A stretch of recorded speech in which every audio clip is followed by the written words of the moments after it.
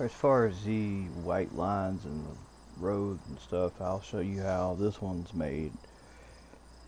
It's just similar to uh, one over here, except I put lines on it. I didn't put little damage spots on it, but the way this one was done was there's a terrain paint for this particular one for concrete on this track. I would just switch the brush to a square brush, decide how wide you want the road to be with the size. You can roll your mouse wheel to change that. Um, and just paint you a road. Then the decals are used for the sides, which in this case you'd select your decal up here and to put a decal you just hold down Alt, which I'm missing a window. There it is. I didn't click on it yet. The decal road editor, and the default width for say a line on the road, say 0.25. Hold down Alt to place a node, and then release Alt to put another node. You can put more. You can, while holding Alt, you can left click and put different nodes depending on where your road is going.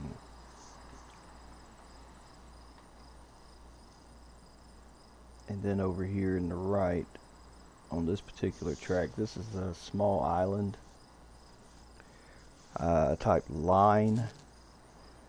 They got a white line that they got a texture for that's it looks nice as far as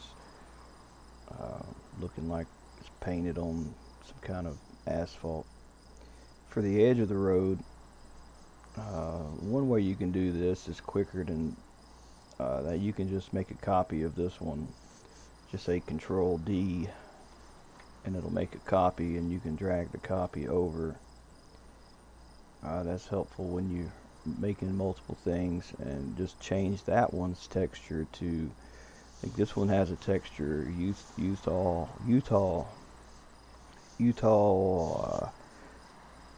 road edge. And if I get up closer, you can see how that helps blend from the asphalt to the dirt or whatever is on the side. Now that one you'd want wider. You can say Control A on the keyboard to select both of the nodes at one time, and up here in the inspector window, which is up here if you don't have it open, inspector, up here at the top you have node width. While you have hit Control A to select them both, you can type in a different width, and it'll space it out more. Alright, then you can make another one for the other side, or you can select that one and say Control D, and then just flip them around so that one's facing one way and one's facing the other. That's a quick way to do that. Then this one, Control D, and just move it over. Roads are different everywhere, how they paint them place to place. You may not have a texture for that particular type of line where you live, but you can make your own textures for these. It's quite easy to make the decals and stuff, to make your own. The next thing is the little white line. I'll just make a copy of this, or you can just make a new one. Be sure you're not selecting one like this. Sometimes it'll continue on from the last node like that if you're not careful. So just make sure you are not on it and start a new one. That would be like for your center line for this type of road, which type in white. There's a lot of decals in here. You start typing the name, and you can see the different ones that they got. Alright, for this next one, we'll make one that's that, and type in damage. Now every different track in here has different decals from track to track, so you never really know which one is available till you really look.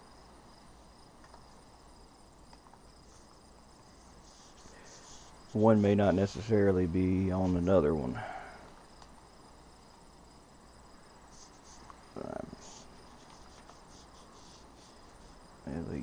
You also have the option in here to change the texture length, which that might be necessary depending on the decal you're putting.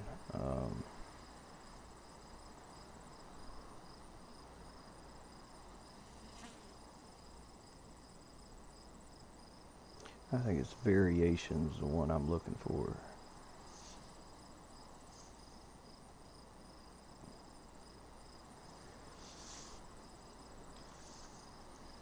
Asphalt Road Variation 3. Yeah, this just gives it a little more characteristic, you know, a little more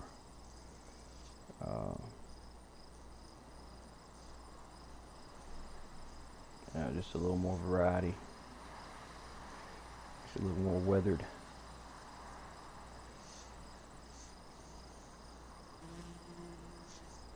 That'll be, I'll make that one 8.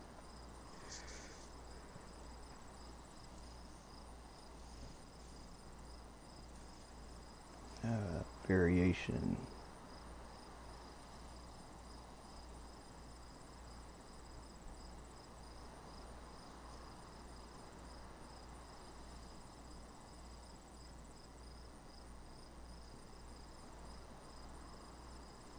Alright, that's how, you know, basically how you can do that on this level.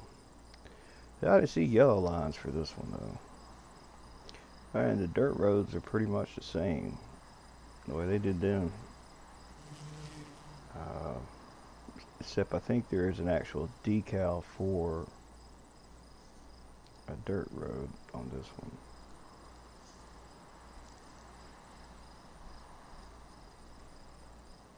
I'll just clear that. I'll make that on flat there. Just remember, when you're doing this, to do a flat terrain, start by picking flatten, then select set height, and then select terrain height picker in that order. And this red dot will tell it the height that you want.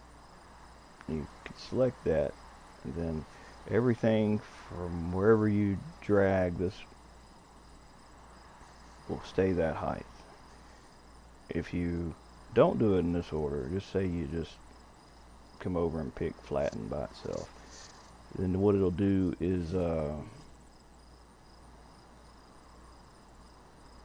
it'll just take the average of whatever the highest point and lowest point of where your square is, and that'll be where it puts. But moving it around, you'll see it starts to change, and lower and high, raise and lower. I mean, it's not like consistent. It's gonna do that to you. So by picking it like that in this order, flatten, set height, and then terrain picker, and then picking a height, it'll not average them out. It'll make them all the same, and you can pick the terrain height picker a second time and pick a new one, and it'll keep all them that height. Just as long as you do it in that way, it'll pretty much keep it consistent. So we'll paint this with I don't know, I think I just put mud on the other side just to get rid of all the grass and stuff. Road decal editor, I think like 10.25 or something like that. It's like I don't know what the default is. It may have changed from what I may have already changed it. That may not be what your default says. I was thinking that was about what it was when I first looked at it. But roads are all different sizes, so let's see, dirt road. You just type dirt. You probably get a few pulled back. Dirt road base. Just different ones. And that's the variation. Like I put the variation on this. This is one for the dirt road. Yeah, there's just different ones. Tire tracks. Let's see. Let's put dirt road base, and let's take a copy of this one from this edge. Make a copy. Control D. Move it over here. Which this is for asphalt, but I mean, it could work like that. I mean, it depends on what's on the side of the road, really. But there is one I thought for this.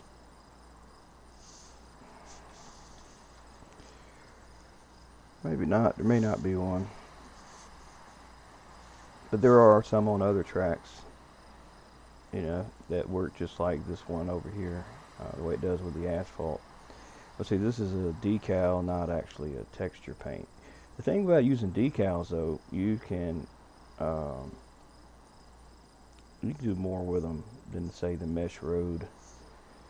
The mesh road's pretty limited, and if I use a mesh road, it's only for sculpting the ground. I mean, I won't even use it to make a road unless it's like a bridge or something. But I mean, everyone's got their own preferences. I just find it more work because getting it perfectly flat on the ground so that a decal will line up perfectly next to it. It's just, I don't know, I don't like doing that way.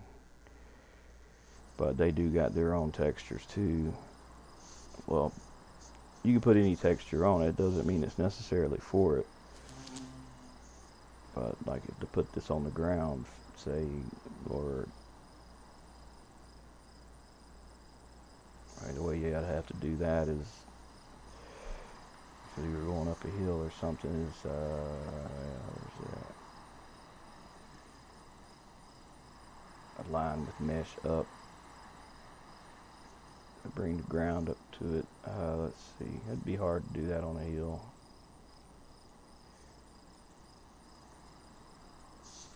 I turn this pressure down.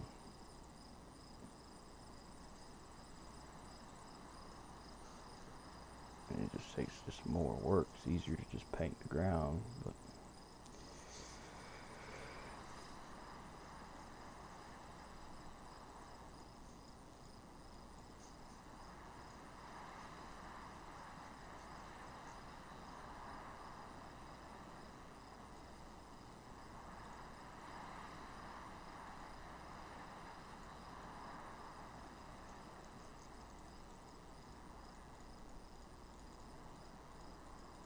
I don't know why I made it go up a hill, but I'll just go back to the decal road editor and see what this will do over there. That'll be the one. I'll make a copy of it and run it over to the edge, which this is having a problem going over the other one. You can tell it render priority in some cases, and it'll it'll go over the other one. There's also this over objects, but I always have mixed results where it wants to think over an object is the bottom of the world, so could just be where this ends at. There. See, that's what the over objects is good for if the decal doesn't want to go over something, but it's still not going over this little spot of dirt.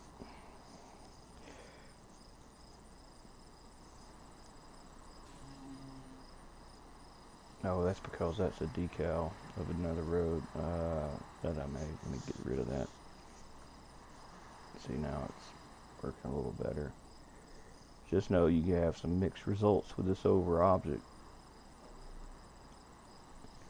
Sometimes render priority has to be set too. Just depends on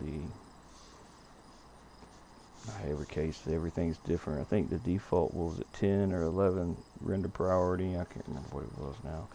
But sometimes you have cases where you don't see one, and you can do that to make it go over another, and then other times it don't. I don't know. Like I said, I don't use this way. The decals are great. You can do different things with them. Like, say, where's it at? The end of this one.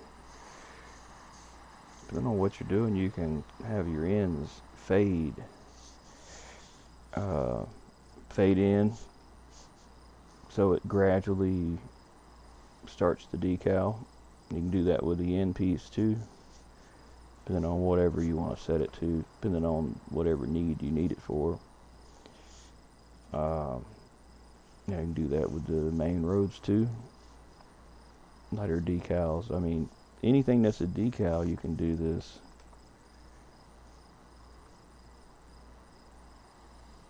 That's the variation. Oh no, I'm sorry. That's the. I forgot that this is a terrain. It's the dirt road that is actually using the dirt road base. We'll split it here. You can't see here. This is my area. Now you can see it. You can pick a node and say split road. But you can see how this one has a fade on it. Like a 5 fade. It's easy to, make things like work into each other better, depending on what they're doing. You got more flexibility. How it kind of fades into that. So that's those are the main things I can think of with the road, as far as painting stuff with it. And like I said, every level's got different materials when you're in the inspector, when you're making a decal road. Distance fade, if you're having a situation where you're too far, or your decal, like I use some for like rocks on the side of mountains sometimes, and you'll be maybe going around the track here and you won't see it, where if you want people to see it, you have this distance fade, which you can increase the number. Like I got mine, I think, set to 800 on a track, and that works for me pretty good. And I figured that far away, anything farther, really, people won't really notice it. That's all I can think of. If there's any other questions, let me know. But that's all a comment this morning on the about the. If I read the question right, that's what it was asking. If not, let me know. I'll be gone for a few hours this afternoon. I'll be back later.